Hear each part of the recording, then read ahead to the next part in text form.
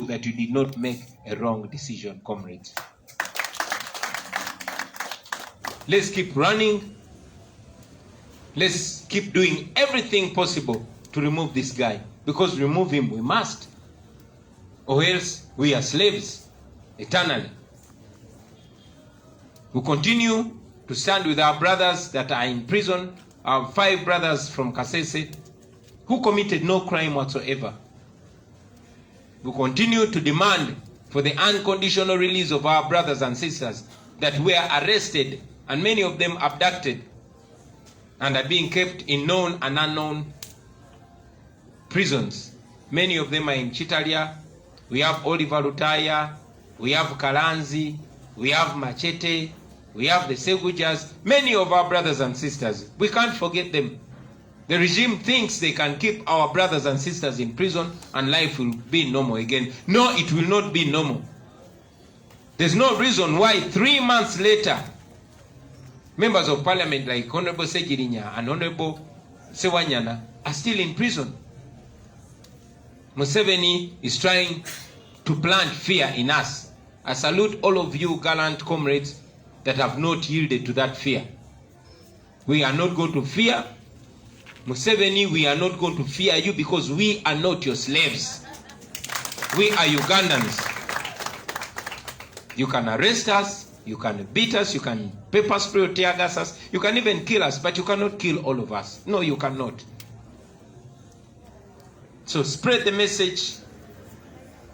Give confidence to our people. I know you people from Kasese are super tough. Yeah.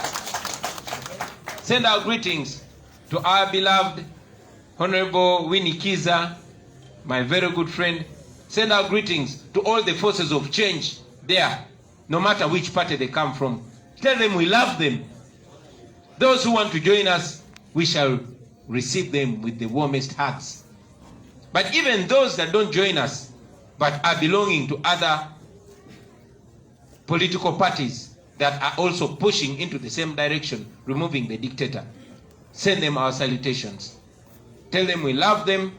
We shall continue working with them. Let us be a symbol of unifying all the forces of change. And we know we also have forces of change in NRM. I will not mention their names. We even have people that want change in the armed forces. I will not mention their name. Ultimately, I want to assure you that we are going to remove the dictator, or we shall die trying to remove that dictator. Because that's the mission of our lifetime. I thank you, ladies and gentlemen, and I welcome you once again to the National Unity Platform. People power, our power, NUP, everywhere. Katika mbiogere mulukonjo, many of them. Nandiogere mulukonjo, but many of our journalists here don't understand the language. So, ngatuli feka. Ate bangambe ne kube yinzo okongera netonya. So, tusanyuse nnyo balaba mikwano gyange. Manyi nti abamu ku mmwe mmanyi Oluganda, naye njagala ne baganda bange batategeera nnyo Luzungu bamanye nti mu bigambo bye njogedde ekisinze kibadde kyakubaaniriza. Tubaaniriza nnyo. Honorable Mbajju, njagala okwebaza olwa byonna by'obadde okola, byonna by'oli mukola ne byonna by'ogenda okukola olw'eggwanga lyaffe. Bangi temumanyi Honorable Mbajju si kubeera nti twasavinga ffena mu parliament y'ekumi, naye mukwano gwange ate muyimbi Nakinku, era tubadde tulikodinga naye n'abayimbi abava e Kasese mu studio yaffe awo mu ghetto okumala emyaka egisukka mu 2. Naye ku mulundi guno ate ndi musanyufu nnyo nti gwe ne b'okulembedde musazeewo ate tukolagane even more closely. Si kumanyagana nange nzeka, wabula ne family yonna eya People Power ne National Unity Platform. Tubaaniriza nnyo. Twongera naffe eddoboozi lyaffe mukungubagira abaganda baffe ab'e Kasese Museveni be yatemula ng'alagira omutemu we e Lweru. Bangi nnyo, ennamba bangi bagitankana, naye nga bwetugayidinze nti mmwe ababeerayo mwabala nga basukka mu 500, omwe muli abakyala n'abaana be baayambula engoye zonna ne babasiba akandooya ne babakuba amasasi ne babokyera mu nnyumba ne babatta. Bangi babakwata ne babasiba era bangi bakyali mukomera. Naye ate ekisinga okulaga obujozi nti kabaka weeyo Charles Wesley Mumbere akyali mukomera, takkirizibwa yadde ogenda okulaba ku bantu be. Kati bebyo Obote bye yakola, Museveni avumirira Obote, naye ate ye Museveni abikoze times 10. Tumanyi nti one day wajja kubeerawo obwenkanya. Tumanyi nti one day byonna bye bakoze abantu b'e Kasese, byonna bye bakoze abantu b'Abawano mu Buganda, byonna bye bakoze abantu b'Engulu, byonna bye bakoze bannayuganda bonna bajja kubisasulira one day. Bajja bisasulira. Nga Honorable Ssenyonyi bw'agambye kiyinza okutwala akabanga naye olunaku lujja kukya bajja kubisasulira. Twongera n'okukungubagira baganda baffe be batta mwezi gwa 11 omwaka oguwedde. Bangi nnyo babatta, ababatta tubamanyi, eyalagira babatte tumumanyi, n'okwewaana ye neyewaana. Naye one day nakyo kijja kugwa. Twongera okubanja baganda baffe bangi be bawamba, bangi bali makomera agatamanyiddwa, bangi tetuddangamu balabako, bangi batulugunyizibwa ne bamala ne babasuula ekitalya ne makomera amalala. Ba Oliver Lutaya, ba Machete, ba Kalanzi n'abalala bangi nnyo. Twongera obbabanja era tumanyi nti one day bajja kuvayo kuba tebalina musango. Museveni kyakola kusiba abantu baffe, just kutulaga nti asobola okukwata omuntu nga talina musango n'amusiba. Si lunaku lumu, si wiiki emu, si mwezi gumu. Baganda baffe ba Nubian, ba Bobby Yang, ba Eddie Mutwe bamalayo emyezi egyasukka 6. Olunaku lwaleero myezi 3 ne Honorable Segirinya ne Honorable Sewanyana bakyabakumidde mukomera. Alowooza ntujja beerabira, alowooza kijja kutiisa abantu abalala ti abantu babasibye kati babeerabidde. Tetugenda beerabira ate tetugenda babaako, tujja genda maaso nga tubabanja ate tujja bafuna one day. Njagala n'okwongera eddoboozi yange okusaasira baganda baffe abasiraamu. Mwe Museveni yabafuula balabe. Museveni agezaako okulaga abantu nti okuba omusiraamu musango mu Uganda. Ogwo si musango. Okubeera omusiraamu si musango. In fact gye mukoma okubonyaabonya abasiraamu kijja nakuleetera n'abantu abalala okusiraamuka wano mu Uganda. Kubanga si musango, obusiraamu ddiini ya mirembe. Be batukuzizza. Nze kennyini basiraamu be bankuza. So tewali nsonga yonna lwaki oyina okunafuya abantu olw'eddiini yaabwe. Teri nsonga lwaki oyina okubonyaabonya abantu ku lw'eddiini yaabwe. Baganda baffe abasiraamu yonna gye muli tuyimirira nammwe, tufiringa obulumi bwammwe, era njagala mumanye nti ensi yonna n'amadiini gonna gayimiridde nammwe, era nammwe mujja kufuna obwenkanya one day insha Allah.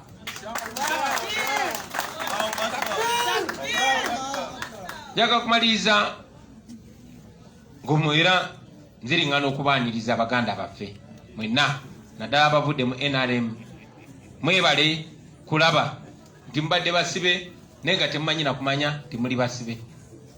Kyogeddeko ne mbajukiza omukyala omu yalina omukyala yanunulanga abaddugavu abaali abasibe, naye yagamba nti nanunula abaddugavu 100 naye nandinunde bangi nnyo okusinga kwabo singa baali bamanyi nti baddu. Kati bangi ku bannaffe tebamanyi nti basireevu, tebamanyi nti baddu. Naye step esooka ey'okununula obwongo bwo kwe kumanya nti n'oli muddu. Marcus Garvey yatugamba liberate the minds of men and then you will be able to liberate the bodies of men. Tosobola kwenunula mubiri gwo ng'obwongo bwo tobununudde. Ate okwenunula osooka kumanya nti oli musibe. Bw'omanya nti oli musibe step eddako yakwenunula. So mwebale kulaba nti mbadde basibe. Ffenna tuli basibe.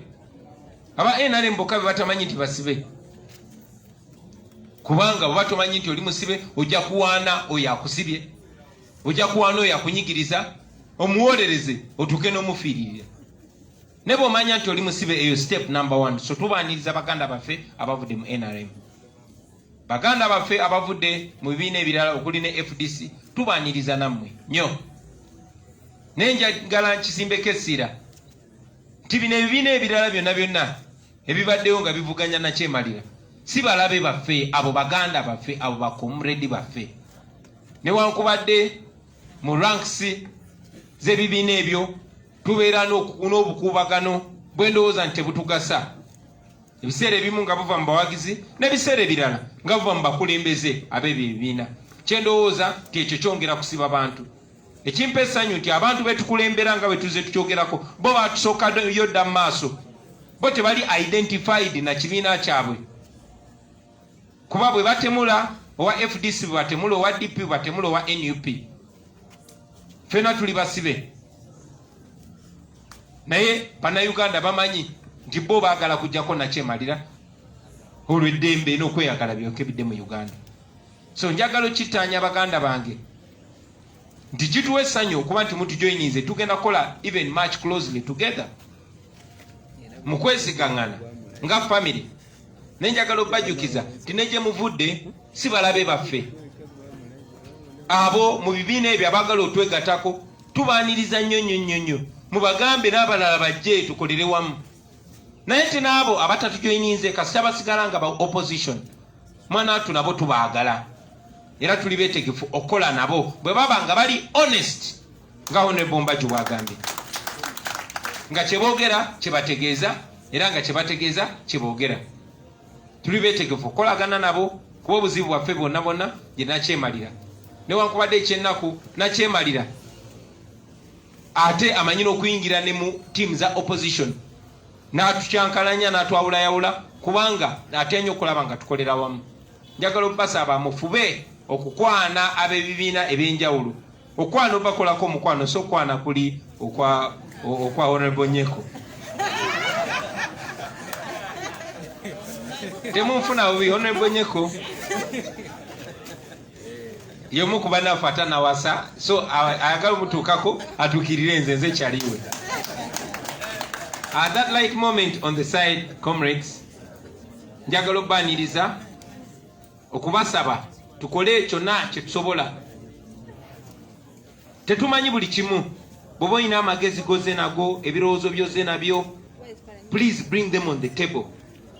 Most of the ideas that remove dictators come from the commonest people. Bamama, temwetulako. Women are one of the most powerful forces now. We need your ideas because we want to remove the dictator by any legal and constitutional means necessary. So n'obugambo obwo mwebale nnyo okumpuliriza basebo ne bannyabo, mwebale nnyo okujja kutwegatako baganda bange. Let's go ahead, save this our nation, save our people, and remove Museveni and Musevenism. Thank you very much for God and my country. Thank you very much. We are just going to have a prayer. I recognize the councillors of Machindie. You're most welcome. They have been with us, led by the chairperson of the caucus, and those from Nabweru. Sorry, those that I did not introduce. Let me invite for our closing prayer, Honorable Barbara Nankoma, our woman MP flag bearer of Budaka district, to come and close the prayers, to close this with prayers. Thank you.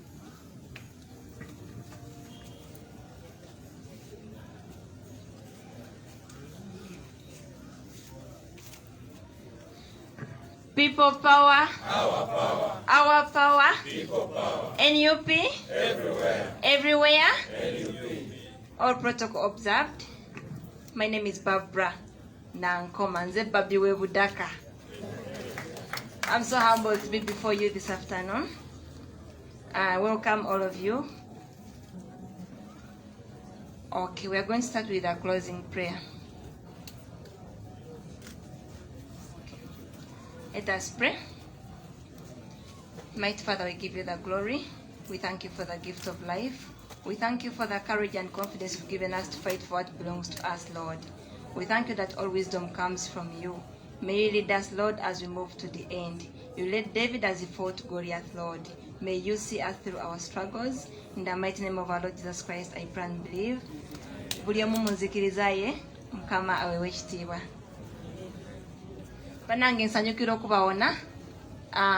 Bantu be Budaka mwe balina okutuwa kaluma balokulonda NUP. Thank you to the people of Budaka for voting NUP. Thank you for voting for His Excellency Robert Kyagulanyi Ssentamu and Barbara Nankoma, your daughter. I'm just encouraging you that the struggle continues. We shall not fear. Either the dictator comes with this kind of approach, we are determined to fight to the end. May God bless you. Kigambo mubiwulire era olweko bano lukumyawo bana musobola butyo kwedalimbira. Anti bakobe ekibiina ky'Abaganda bwe tikatwogere Lusoga.